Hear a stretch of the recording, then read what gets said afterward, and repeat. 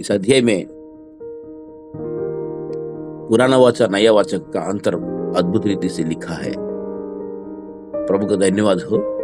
ध्यान से सुनिएगी, स्वर्ग की छाया हमेशा धरती पर रहता है। स्वर्ग का छाया हमेशा धरती पर रहती है। और स्वर्ग में एक मंदिर है, उस मंदिर के नमूना मूसा को परमेश्वर ने दिखाया पहाड़ पर। पहाड़ पे मूसा 40 दिन उपवास किया। कैसा कर लिया? क्योंकि वो 40 दिन मूसा को ट्रेनिंग पीरियड चल रहा था। परमेश्वर ने सब कुछ दिखा रहा था पहाड़ पे, मंदिर कैसा होना चाहिए। परमेश्वर को धन्यवाद हो। इसलिए मूसा वो मंदिर की महिमा को देखकर, प्रभु की महिमा को देखकर 40 दिन भूल ही गया। इसलिए ना खाना खाया ना पानी पिया। अद्भुत बात यह है कि मूसा को प्रभु ने जैसे दिखाया वैसे ही मंदिर धरती पर बनाया। और इस धरती में लोग जो है, याजक लोग काम करते थे। तो ये लोग क्या करते थे, हर साल दूसरों को लहू लेके मंदिर में प्रवेश करते थे। और हर साल क्या होता कि पापों को याद करना होता है। उन्होंने जो भी गलती किया हर साल पापों को याद करके त्योहार मनाना होता है कि, और बलि चढ़ाना होता था, हर साल याद करना। लेकिन परमेश्वर को धन्यवाद हो, प्रभु ने सोचा कि बार बार पापों को याद करना क्यों है और बार बार बलि चढ़ाना क्यों है। तो एक ही बार में बलि हो जाऊंगा सोच को प्रभु यीशु मसीह ने इंसान बन के आ गया और एक ही बार बलि हो गया। और हमारे पापों को याद करना नहीं, पापों को कंप्लीट मिटा दिया प्रभु ने। हालेलुया। इसीलिए पापों को कंप्लीटली मिटाकर प्रभु क्या किया था, वो खुद की लहू लेके स्वर्ग में प्रवेश किया। हालेलुया। स्वर्ग में एक मंदिर है, उस मंदिर में प्रभु ने खुद अपनी लहू से प्रवेश किया है। आपको मालूम है ईस्टर का सुबह सुबह प्रभु ने क्या किया था? जब ईस्टर के दिन में पुनरुत्थान हुआ था, यीशु ने मगदलेन मरियम देख निकल आई थी। तो यीशु को पहचान नहीं पाई थी। उसने सोचा, माली समझ के माली से पूछती कि साहब मेरा यीशु को कहां रखा बताइए। तब यीशु ने आवाज देता है, रब्बी यीशु मसीह आवाज देता है, क्या बोलते, मरिया, ओ मरिया बोल के जब प्रभु आवाज देता है, मरिया बोल के जब आवाज देते समय मगदलेन मरियम पहचान लेती है। क्योंकि बाइबल में लिखा हुआ प्रभु यीशु मसीह क्या कहता है, मेरे भेड़ मेरी आवाज पहचानेंगे। तो मगदलेन मरियम पहचान लिया कि ये यीशु है। तुरंत रब्बी बोलती है। तो यीशु को छूना चाहती है। तो यीशु कहता कि मुझे छूना मत, मैं पिता के पास अभी तक नहीं गया। इसलिए भाई लोग पास जाके बताओ, तुम्हारा ईश्वर मेरा ईश्वर, तुम्हारा प्रभु मेरा प्रभु ना, उनके पास मैं जा रहा हूं। Praise God. प्रभु का धन्यवाद हो। ईस्टर के सुबह, पुनरुत्थान के दिन के सुबह मॉर्निंग ब्रेकफास्ट के लिए प्रभु ने स्वर्ग में गया। हालेलुया। पिता के पास गया। तो वहां प्रभु ने क्यों किया? अपने पवित्र लहू लेके प्रवेश किया उस मंदिर में, ताकि उस लहू से स्वर्ग का वारसी बना देते प्रभु हम सबको। उस लहू मंदिर में छिड़काया, उस लहू मंदिर में छिड़का कि वहां स्वर्ग का मंदिर, धरती का मंदिर नहीं। और कहता है इस लहू पर जो भी विश्वास करेगा स्वर्गनी का है। आमीन। अद्भुत बात। इसलिए ईस्टर का दिन को कहते हैं हम स्वर्ग का रजिस्ट्रेशन का दिन है। हालेलुया। किसी को कोई जमीन खरीदते समय रजिस्ट्रेशन करता है ना, एक घर हमारा रजिस्ट्रेशन करता है, एक घर के ऊपर पूरा अधिकार हक हमारा है। इस घर के लिए जितना चाहिए इतना हमने दाम चुका दिया, पैसा दे दिया। तो प्रभु का धन्यवाद हो। ईश्वर के लिए भी, इंसान के लिए भी जितना लहू चाहिए यीशु मसीह ने बहा दिया। पता है यीशु मसीह के लहू इंसान से ज्यादा ईश्वर को चाहिए। ये मजेदार बात है। क्योंकि चाहिए ईश्वर को क्या जरूरी है? यस, जरूरी है। क्योंकि ईश्वर भी, पिता परमेश्वर भी अपना आप को धार्मिक दिखाना चाहते हैं, लेकिन दिखा नहीं पा रहा था। अपना आप को धार्मिक दिखाना चाहते हैं, लेकिन दिखाएंगे कैसे? एक्चुअली अपना आप को धार्मिक दिखाना चाहते हैं, रास्ता नहीं मिल रहा था। तो इसीलिए क्या कहता,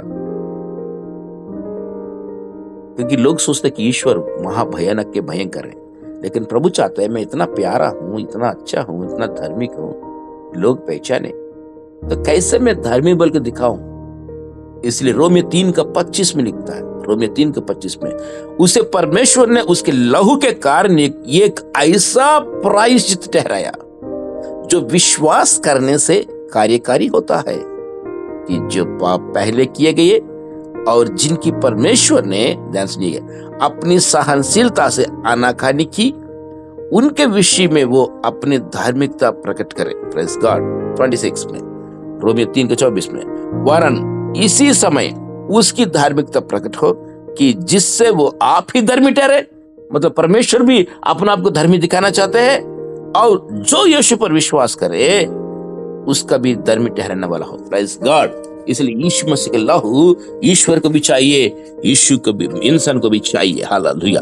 ताकि जब यीशु का पवित्र लहू जब पिता परमेश्वर देखता है, उनका गुस्सा रुक जाता है और इनके प्यार उमड़ जाता है। Praise God. यार बहन, अद्भुत बात लिखता है कि यीशु का लहू आपके लिए भी जरूरी है, ईश्वर के लिए जरूरी है, और उसने उस लहू बहाकर एक ही बार स्वर्गराज में प्रवेश किया है हमेशा के लिए।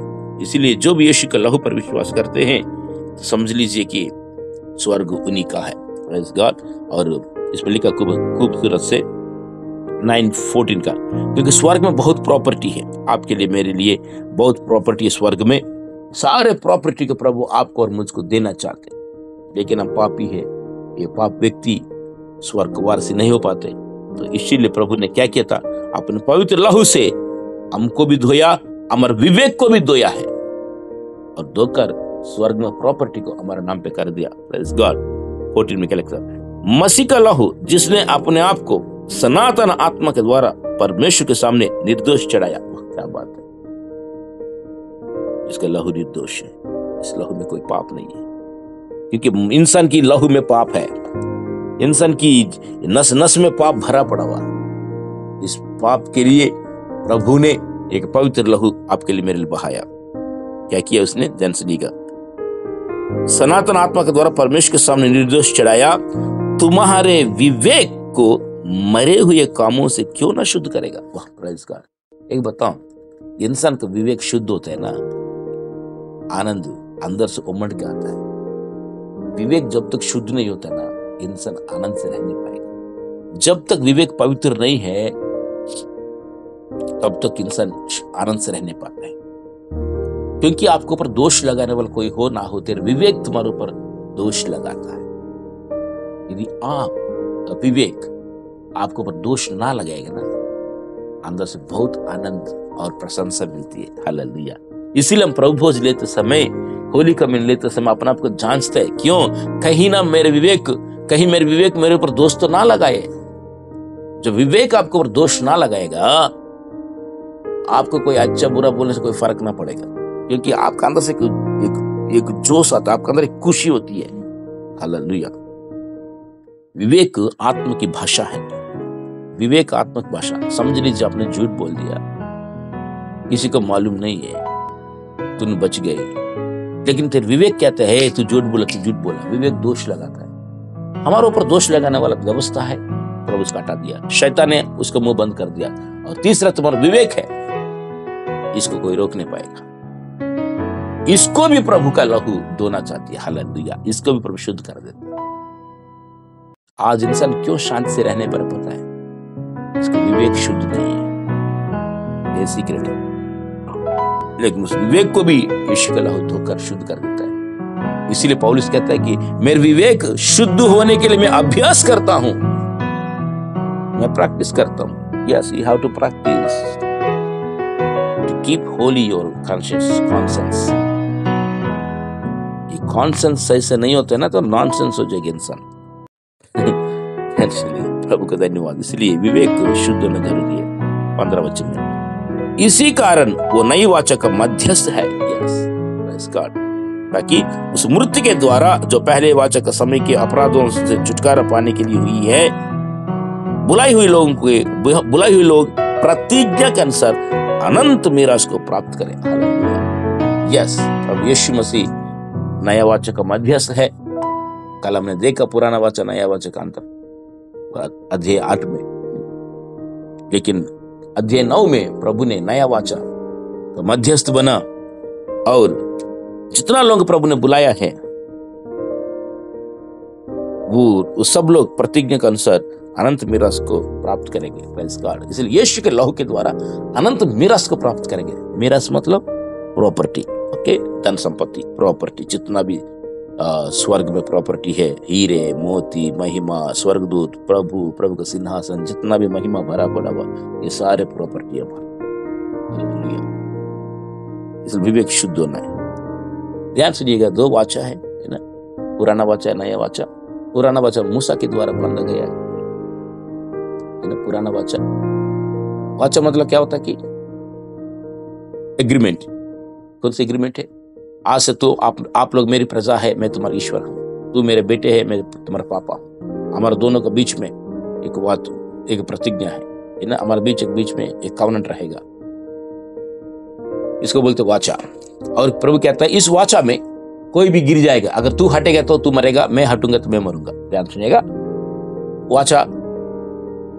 वाचा में एक मतलब एक कानूनी एक नियम है कि इस वाचा में ये तू हट गए तो तू मर जाएगा, मैं हटूंगा तो मैं मर जाऊंगा।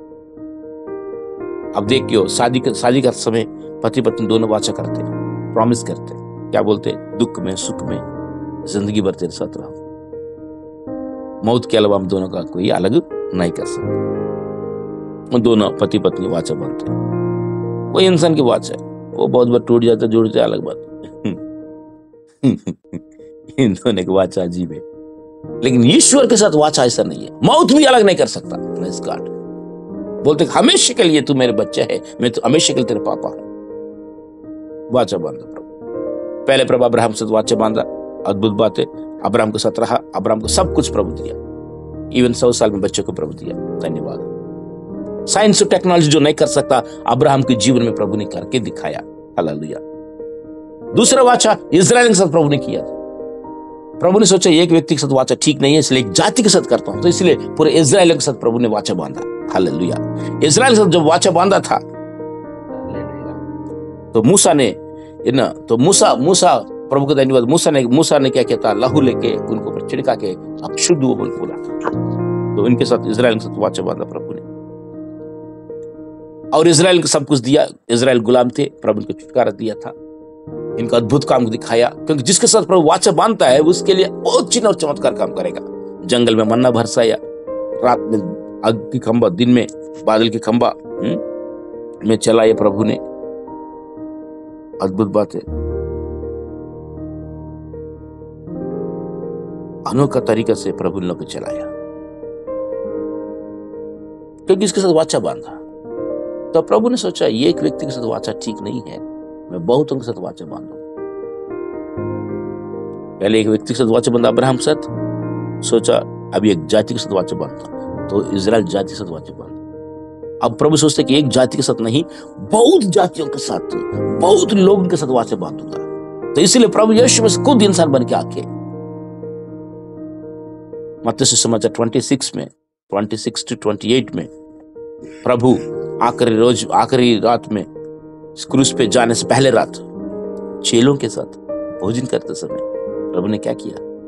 रोटी उठाकर अपने शरीर के रूप में दिया, प्याला उठाकर अपने लहू के रूप में, क्या बोलते हैं? ये वाचा का वो लहू है, बहुतों के पापों की क्षमा के निमित्त बहाया जाता है। Praise God. बहुत लोग, एक दो नहीं, एक जाति ने, एक व्यक्ति ने, बहुत लोग, और उस बहुत लोग में आप भी और मैं भी है। Praise the Lord. हालेलुया। और प्रभु ने एक वाचा बांधा है, इसको बोलते हैं नया वाचा। ये पुराना वाचा से भी नया वाचा उत्तम वाचा है, और उस वाचा को प्रभु आपको मुझको बुलाया। अद्भुत बात। इसलिए इस वाचा को प्रभु यीशु मसीह मध्यस्थ है। पुराना वाचा से भी नया वाचा उत्तम वाचा है। पुराना वाचा में गाय बैल का लहू चढ़ाते थे मंदिर में, लेकिन नया वाचा में यीशु मसीह खुद अपने पवित्र लहू चढ़ाए। पुराने वाचे में याजक लोग जो है मंदिर में जाकर सेवा करते थे, धरती के मंदिर में सेवा करते थे। नया वाचे में हमारा महायाजक प्रभु यीशु मसीह स्वर्ग के मंदिर में जाकर सेवा कर रहे हैं। और पुराना वाचा में याजक लोग कमजोर थे, वो लोग भी गलती करते थे, तो उनको लिए भी बलि चढ़ाना होता था। खुद के लिए भी बलि चढ़ाओ और दूसरे के लिए भी बलि चढ़ाओ। लेकिन यहां ऐसा नहीं है, ये सिद्ध बलि है। नया वाचे में हमारा महायाजक प्रभु यीशु मसीह सिद्ध बलि चढ़ाया है, सिद्ध बलि चढ़ाया था। Praise God. उसमें कोई दोष नहीं है, परफेक्ट बलि चढ़ाया। और सदा के लिए वो एक ही बार बलि चढ़ाकर स्वर्ग राज्य में प्रवेश किया, स्वर्ग के मंदिर में प्रवेश किया। हालेलुया। प्यारे बहन, नया वाचा का लोग सौभागी लोग हैं, आशीषित लोग हैं। तो आप और मैं नया वाचक है। Praise God. क्योंकि इसमें लिखा हुआ, क्योंकि जब बकरों और बैलों को लहू और कलरों की राख पवित्र लोगों पर छिड़काए जाने से शरीर की शुद्धता के लिए पवित्र करती है। पुराना जमाने में क्या क्या था, उस लहू लोगों पर छिड़काया। आज से ये वाचा का लहू है बोल के इजराइल के ऊपर छिड़का के इजराइल को शुद्ध किया, सिर्फ शरीर को शुद्ध किया। लेकिन नया वाचा का लहू ना केवल शरीर को लेकिन विवेक को भी शुद्ध किया। Praise God. इसलिए यीशु के लहू हमें पापों से धोता है। अद्भुत बात है ना। इसीलिए इब्रानी अध्याय 9 का पहले वचन, निदान उस पहली वाचा में भी सेवा के नियम थे और ऐसा पवित्र स्थान जो इस जगत का था जांचने के, अर्थात एक तंबू बनाया गया। पहले तंबू में दीवट और मेज और बेंट की रोटियां थी और वो पवित्र स्थान कहलाता है। आपको तो मालूम है, क्योंकि पुराना मंदिर में क्या होता, 3 भाग होता था पुराना मंदिर में। जैसा हमारा आत्मा प्राण शरीर है, इंसान के अंदर भी 3 भाग है, वैसे मंदिर में भी 3 भाग होता था। कौन से भाग है? समझ लीजिए, अंदर एक कमरा है, उस कमरा को बोलते हैं अति पवित्र स्थल। उस कमरा के बाद और एक कमरा, इसको बोलते पवित्र स्थल। इसके पहले वारंडा, और इधर से बोल, पहले वारंडा होता है। वारंडा, आप किसी घर में जाते समय क्या होता है? पहले वारंडा में, इसके बाद एक रूम है, उस रूम को पवित्र स्थान बोलते हैं। और इसके बाद और एक रूम है, कमरा है, उसका अति पवित्र स्थल बोलते हैं। पवित्र स्थल को, अति पवित्र स्थल को बीच में एक दीवार है, पर्दा। वो पर्दा 13 इंच का है। समझ लीजिए, हमारा दीवार कितने इंच का? 4 इंच का या 9 इंच का है ना, लेकिन वो 13 इंच का था पर्दा। क्योंकि आपको मालूम है ना, मंदिर के अंदर जो है कोई जा नहीं सकता, मतलब वो अति पवित्र स्थल में कोई जा नहीं सकता। अगर कोई गए तो मरेगा। साल में एक बार महाप्रधान याजक क्या करेगा? लहू लेके उस अति पवित्र स्थल में प्रवेश करेगा और क्या करेगा? जूफा, एक कटोरे में मतलब खून लेके जूफा के साथ, मतलब कुछ जूफा मतलब जानते हैं ना, कुछ पेड़ पौधा का डंडिया होती है, तो वो जूफा क्या करेगा? जूफा से 7 बार छिड़काएगा खून, क्योंकि अति पवित्र स्थल में संदूक था। उस संदूक में 7 बार छिड़काता है।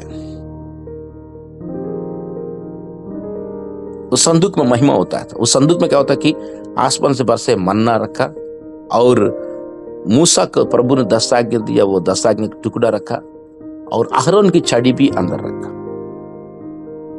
प्रभु को धन्यवाद, है ना। अहरोन की छड़ी भी रखा जिसमें फूल और फल आए थे। तो वाचक पटिया मतलब वो संदूक में रखा था। और हर बार पता क्या करते हैं, और वो संदूक उठाने के लिए 4 डंडा होता है। ध्यान सुनिए, संदूक उठाने के लिए 4 डंडा होता है। कहीं भी लेके जाना तो 4 डंडा। वो 4 डंडा 4 सुसमाचार को दर्शाता है। वो संदूक यीशु मसीह को दर्शाता है। आज यीशु मसीह कहीं लेके जाना है तो हम सुसमाचार से लेके जाना है। और मन्ना भी यीशु की दर्शाता है। यीशु मसीह ने क्या बोला? मैं जीवन का रोटी हूँ। वो 10 आज्ञा भी यीशु मसीह को दर्शाता है। यीशु ने क्या बोला? वचन में, यीशु मसीह वचन है। और वो छड़ी, अहरोन की छड़ी, आपको मालूम है ना, इस दिन बताएंगे इसके बारे में। अहरोन की छड़ी यीशु मसीह पुनरुत्थान को दर्शाता है। हालेलुया। तो परमेश्वर को धन्यवाद। पता क्या होता है, इजराइल में सब कुछ लीडरशिप का मुकाबला हो रहा था। मैं लीडर हूं बोल के। आजकल लीडर का कंपटीशन हो रहा है। इजराइल में 12 गोत्र है। 12 गोत्र में सब लोग कहते हैं मैं लीडर बनूंगा। आजकल सब लोग लीडर बनने में बैठा हुआ। तो प्रभु कहते हैं एक काम करो, आप लोग है ना, बादाम का छड़ी, सूखी छड़ी को लेकर के मंदिर में रखो। कितना गोत्र है? 12 गोत्र है। एक काम करो, एक गोत्र का एक लीडर चुनो। तो 12 लोगों को चुन के, 12 प्रधानों का 12 छड़ी लेकर के मंदिर में रखो रात भर। जिस छड़ी में फूल आएंगे, फल आएंगे, वो छड़ी उस व्यक्ति लीडर बनेगा। ये अच्छा लग रहा है। तो सारे इजराइल लोग एक होके 12 प्रधान को चुन के 12 प्रधान लोग छड़ी रखा। उसमें मूसा की भाई आरोन भी है, उनका छड़ी भी रखा है। प्रभु को धन्यवाद हो। उस दिन रात प्रभु का अद्भुत काम किया। सुबह देखते ही आरोन की छड़ी में फूल और फल आया। हालेलुया। उस डंडा में जान ही नहीं था, वो सूखा डंडी थी। उस डंडी के अंदर, उस छड़ी के अंदर प्रभु ने जान फूंक कर नया फल, नया फूल लेकर आए। हालेलुया। वो यीशु मसीह का पुनरुत्थान का दर्शाता है। यीशु मसीह को मार के जब गाड़ दिया था, लेकिन तीसरे दिन जी उठा। Praise God. उस छड़ी का जैसे बादाम फूल आए थे। तो वो छड़ी भी कहाँ रहता? संदूक के अंदर रहते थे। और याजक साल में एक बार रात समय उस संदूक में क्या करता था? खून छिड़काता था। 7 बार छिड़काए। इसलिए यीशु मसीह भी 7 बार खून बहाया। Praise God. ध्यान सुनिएगा। 7 जगह से 7 बार। कैसे हो गया? एक ही बार तो मरा है। ध्यान सुनिए। जैसा संदूक में खून छिड़काते ना, वैसे यीशु मसीह दोनों हाथ, देखना, 2 हाथ में 2 कीले, 2 हो गया। दोनों पांव में कील ठोका, कितना? ये 2, दोनों पांव कितना हो गया? 4। मतलब 7 जगह से, अलग अलग जगह से खून निकला है। दोनों पांव, दोनों हाथ, जितना 4 हो गया। एक याजमिया के बाला से साइड में घुसा दिया, स्पीयर पॉइंट दिया, 5 हो गया। सिर में कांटों का मुकुट रखा, ताज रखा, सिर से खून निकला, 6 हो गया। और कोड़े से इतना मारा पूरा बदन से निकला, 7 हो गया। मतलब 7 जगह से, अलग अलग जगह से प्रभु अपने पवित्र लहू बहाया। जैसे पुराना वाचा में मंदिर में याजक 7 बार जूफा से खून छिड़काता है, यीशु मसीह नया वाचा में खुद अपना लहू बहाया। हालेलुया। प्रभु को धन्यवाद। किसी दिन इस मंदिर के बारे में बताएंगे। और याजक जब भी उस मंदिर, उस अति पवित्र स्थल में जाता है, तो क्या होता है? अति पवित्र स्थल में जब याजक जाते समय अगर प्रभु को पसंद है तो याजक जिंदा आएगा। अगर प्रभु को पसंद नहीं है तो याजक मर जाएगा। याजक मर जाएगा तो वो पूरा साल इजराइल लोग दुखी मनाएंगे। अगर याजक जिंदा होकर आएगा तो इजराइल बहुत खुश होता है कि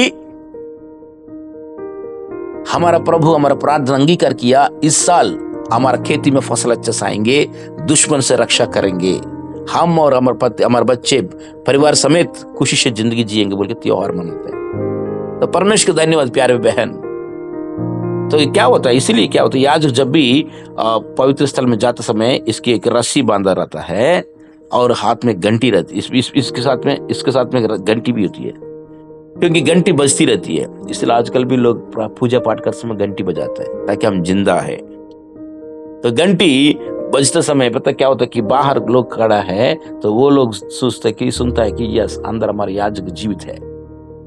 अगर घंटी रुक गया तो समझो ये बंदा भी रुक गए, इसके टिकट कट गए, इसका विकेट गिर गए। अगर घंटी रुक गए तो क्या करेंगे? कोई भी अंदर जाएगा तो वो भी मरेगा। इसलिए क्या करेंगे? रस्सी से खींच लेता है। इतना भयानक है। लेकिन परमेश्वर को धन्यवाद, हमारा प्रधान याजक प्रभु यीशु मसीह इससे भी उत्तम मंदिर में प्रवेश किया है, अपना पवित्र लहू से प्रवेश किया है और इसका अंगीकार किया गया। Praise God. इसलिए यीशु मसीह वो अपने लहू ईस्टर के दिन में स्वर्ग में ले जाकर वहां छिड़का के बोलता है, इस लहू पर जो भी विश्वास करेगा ये पूरा स्वर्ग उन्हीं का। हालेलुया। इसीलिए प्यारे बहन, स्वर्ग आपका और मेरा है। इसलिए जो भी विश्वास करेगा अनंत जीवन इसका है। इसलिए रोमियो 6:23 में कहता है, पाप का मजदूरी तो मृत्यु है, परंतु परमेश्वर का वरदान है प्रभु यीशु मसीह में अनंत जीवन है। हालेलुया। इसलिए आज यीशु मसीह पर विश्वास करते हो, अनंत जीवन हमारा है, स्वर्ग हमारा है, स्वर्ग का प्रॉपर्टी भी हमारा है। इसलिए आनंद के साथ रहिएगा। परमेश्वर ने एक उत्तम वाचा में आपको और मुझको लेके आया। परमेश्वर को धन्यवाद। अद्भुत बात लिखा है एक्चुअली, क्योंकि इस अध्याय जबरदस्त अध्याय है actually. Praise the Lord. Hallelujah. परंतु जब मसीह आने वाली अच्छी अच्छी वस्तुओं का महायाजक होकर आया तो उसने और भी बड़े और सिद्ध तंबू से होकर, जो हाथ का बनाया हुआ नहीं, अर्थात इस सृष्टि का नहीं। प्रभु को धन्यवाद हो। और बकरों और बछड़ों के लहू के द्वारा नहीं, पर अपने ही लहू के द्वारा एक ही बार पवित्र स्थान में प्रवेश किया। अध्याय 9 वचन 12। अपने ही लहू के द्वारा प्रवेश स्थान में प्रवेश किया और अनंत छुटकारा प्राप्त किया। हालेलुया। यीशु मसीह ने स्वर्ग में अपने लहू के द्वारा प्रवेश किया। प्यारे बहन, इसीलिए ईस्टर का दिन स्वर्ग में प्रवेश करने के दिन है। ईस्टर के दिन स्वर्ग में यीशु के लहू छिड़काने के दिन है। ईस्टर का दिन मानव जाति के पक्ष में एक व्यक्ति, पूरा सृष्टि में एक व्यक्ति यीशु मसीह मानव जाति के पक्ष में स्वर्ग में प्रवेश करके स्वर्ग को हासिल करने का दिन है ये। हालेलुया। अद्भुत दिन है ईस्टर। इसीलिए ईस्टर का त्योहार है, जबरदस्त त्योहार है प्यारी बहन, क्योंकि मृत्यु में से जी उठा। हालेलुया। इसमें अद्भुत बात लिखा है कि वचन 16, क्योंकि जहां वाचा बांधी गई है, वाचा बांधने वाले की मृत्यु समझ लेना भी अवश्य है। Praise God. ध्यान सुनिएगा, पुराना वाचा को प्रभु ने बांधा था, और लेकिन पुराना वाचा को प्रभु मिठा के प्रभु एक नया वाचा लेकर आया। इस वाचा में कोई भी गिर जाएगा तो वो मरेगा, इसलिए ईश्वर भी खुद पुराना वाचा हटाए तो ईश्वर खुद मरा, एक नया वाचक लेकर आया। इस नया वाचक अनुसार आप और मैं स्वर्ग का वारसी है। हालेलुया। क्योंकि ऐसी वाचा मरने पर पक्की होती है। यस, हम मम्मी पापा विल लिखते ना, विल, ये बच्चे ये जगह मेरे बेटा का, ये घर मेरे बेटी का लिख देते हैं ना, विल लिखते हैं। विल लिखने के बाद मम्मी पापा क्या करते हैं? विल लिखने के बाद मम्मी पापा आखिर में लिखता है ये सब कुछ में मरने के बाद। हाँ जी, पूरा अधिकार मिलता है प्रॉपर्टी पे। वैसे स्वर्ग में बहुत प्रॉपर्टी है, बहुत धन संपत्ति है, बहुत आशीष और आनंद है। वो सब कुछ को प्रभु यीशु मसीह मर के हमारा नाम पे कर दिया। हालेलुया। क्योंकि ईश्वर कभी नहीं मरता है। ईश्वर को भी एक आशा है, ये सारे प्रॉपर्टी में बच्चों को देना चाहता हूँ, ये सारे खुशी में बच्चों को देना चाहता हूँ, लेकिन मैं तो ईश्वर हूँ, मैं मरता नहीं हूँ, मैं जिंदा हूँ, मैं कैसा हूँ? तभी तो प्रभु रास्ता ढूंढा, इंसान मरता है, इसलिए इंसान के रूप में जाऊंगा और इंसान के रूप में मरकर ये पूरा स्वर्ग का खुशी इनको दे दूंगा। इसलिए ईश्वर इंसान बन के आपके लिए मेरे लिए आया, क्रूस पर अपनी जान देकर मर के तीसरे दिन जी उठ के अपना ही लहू लेके स्वर्ग में प्रवेश करके मंदिर में छिड़का के कहता कि आज इस लहू पर जो भी विश्वास करेगा ये स्वर्ग उसी का है। हालेलुया। इसलिए जब आप यीशु के लहू पर विश्वास करते हो, स्वर्ग और स्वर्ग का आनंद हमारा। हालेलुया। अद्भुत बात है। अब ध्यान सुनिए प्यार बहन, वचन 22 बहुत इंपॉर्टेंट है। व्यवस्था के अनुसार प्राय सब वस्तुएं लहू के द्वारा शुद्ध की जाती है और बिना लहू बहाए क्षमा नहीं होती। यस, व्यवस्था ही सिखाता। इसलिए यीशु मसीह व्यवस्था का समाप्त है। रोमियो 10 का 4, 5, 6 में लिखता है कि यीशु मसीह ही व्यवस्था का समाप्त है, क्योंकि व्यवस्था कहता है कि लहू के बिना क्षमा है ही नहीं है। इसलिए यीशु ने अपने पवित्र लहू आपके लिए मेरे लिए बहाया। अद्भुत बात। और इसमें लिखता है कि